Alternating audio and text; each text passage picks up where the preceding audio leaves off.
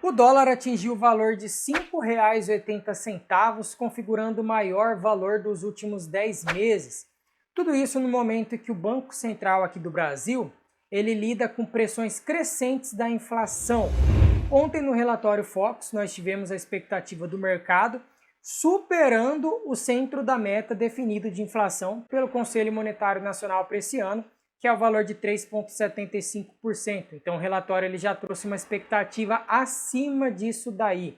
E essa inflação, é importante a gente saber, ela está ocorrendo justamente por conta desses repasses cambiais. Então, conforme o real vai se desvalorizando, a tendência é que a inflação continue crescendo. Então, o que será que o Copom ele irá fazer na próxima reunião, na reunião da semana que vem? O que ele vai trazer na terça e na quarta-feira para o mercado sobre a Selic? Eu vou traçar para vocês o cenário atual em que estamos vivendo, ou seja, por que o real está se desvalorizando tanto perante o dólar.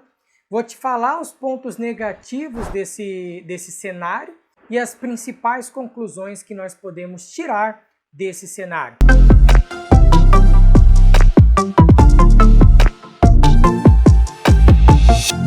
Fala pessoal, sejam todos bem-vindos. Aqui quem fala é o professor William.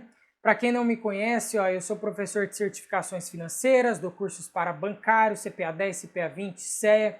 Sou também economista e estou sempre postando aqui no meu canal assuntos sobre finanças, assuntos sobre economia e investimentos de maneira geral. Então já se inscreva aí no canal, deixa o seu like e é muito importante que você ative o sininho para nunca perder nenhuma notificação. Então vamos lá traçar esse cenário atual. Primeira coisa que nós precisamos entender. Lá nos Estados Unidos está para ser aprovado entre hoje e amanhã um pacote fiscal de 1,9 trilhões de dólares. Então é uma política fiscal, é o governo colocando esse dinheiro na economia, não estou dizendo do Banco Central. Então política fiscal, o Banco Central faz política monetária. Quando você tem essa expectativa da entrada desse recurso na economia, que é um recurso muito grande, diga-se de passagem, o mercado ele começou a ter expectativas de que essa política monetária atual do Banco Central ela comece a ser retirada. Então ela começa a sair, cedendo espaço para essa outra política fiscal. Só para a gente entender, a política monetária que é usada atualmente nos Estados Unidos, ela é uma política monetária não convencional, que ela é chamada de quantitative easing, que significa afrouxamento quantitativo, que é basicamente o quê? O Banco Central norte-americano, ele usa dinheiro que ele tem para comprar títulos de longo prazo das instituições financeiras, do mercado privado. E com isso, você dando liquidez para o mercado financeiro, você acaba fazendo o quê? Você acaba aumentando o crédito aos consumidores, então aumenta o consumo das famílias e você aumenta os investimentos dos empresários também.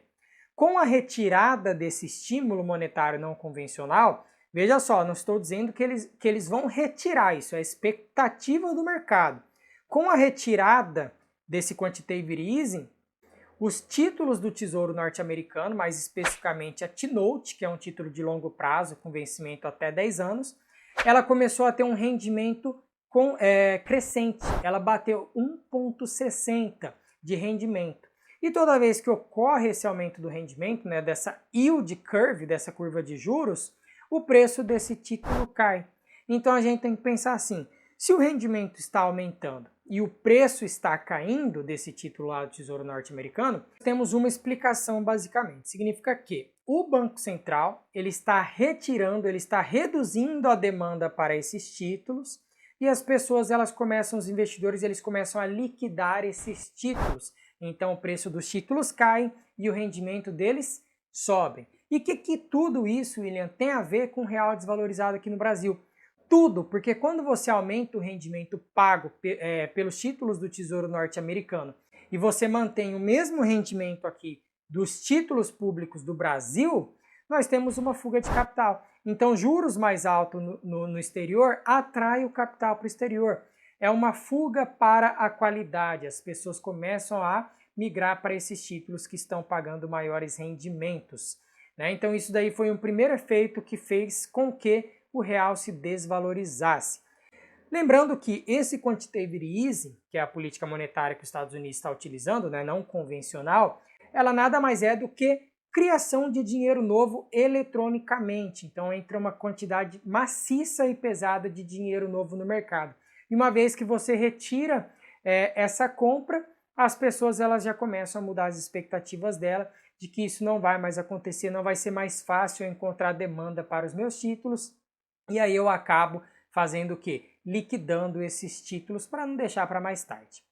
E aí, com a alta de juros externa, né, e com o câmbio depreciado, ele vai tender a se depreciar ainda mais, e depreciando ainda mais vai aumentar os custos de produção, porque nós precisamos importar também produtos para a produção, e isso acaba afetando o índice de preços ao consumidor, gerando também mais alta inflacionária. Só que aí é importante a gente pensar sempre o seguinte, né? Dentro do IGP, que é o Índice Geral de Preços ao Mercado, que hoje em dia tem uma alta de quase 30% acumulada em 12 meses, nós temos o IPC, que é o Índice de Preço ao Consumidor. Só que ele tem um peso dentro desse outro índice de somente 30%, então nem tudo vai ser repassado. E outra, o Índice Geral de Preços, né, esse IGP, ele não é o Índice Oficial de Inflação do Brasil. O Índice Oficial de Inflação do Brasil é o IPCA, Índice de Preços ao Consumidor Amplo. Mas esse preço do atacado, esse preço do consumidor, ele acaba sendo repassado para o IPCA em menor valor, mas é repassado sim. Tá? Então isso daí é um problema também para o Copom pensar no que ele vai fazer na próxima reunião.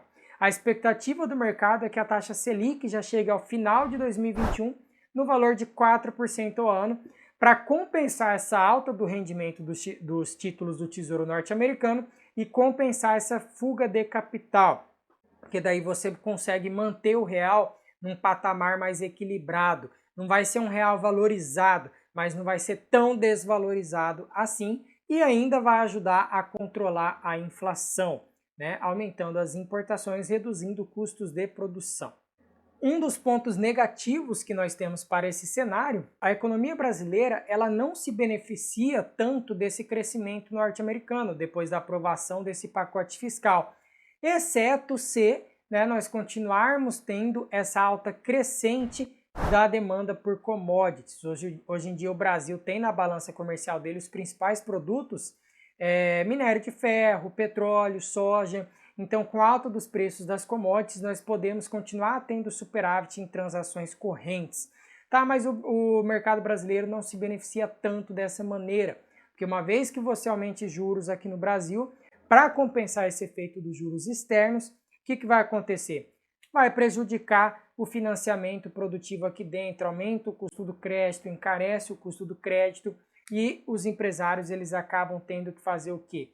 Investir menos, né? Sempre que tem uma alta do juros real, a gente acaba investindo menos.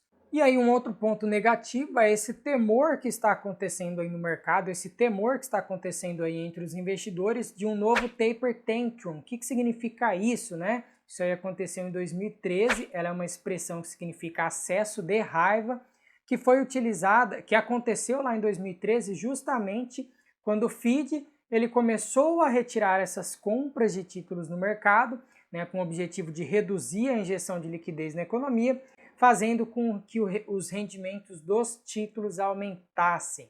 Né? Então os investidores eles tiveram que liquidar rapidamente as suas posições. Então isso é um ponto negativo também para o cenário atual, porque ocorre esse temor em relação aos investidores. E quais seriam as principais conclusões que nós podemos tirar desse cenário, né? Com tudo isso que eu falei aí para vocês. Primeiro, ainda que o rendimento dessa T-Note lá do Tesouro Norte-Americano tenha aumentado, ela ainda está com juros real negativo, e quando eu falo juros real negativo, quer dizer que o rendimento ele não supera a expectativa de inflação, tá? Então, assim, mesmo que ocorra essa fuga de capital, talvez ela seja momentânea e talvez ela seja de curto prazo.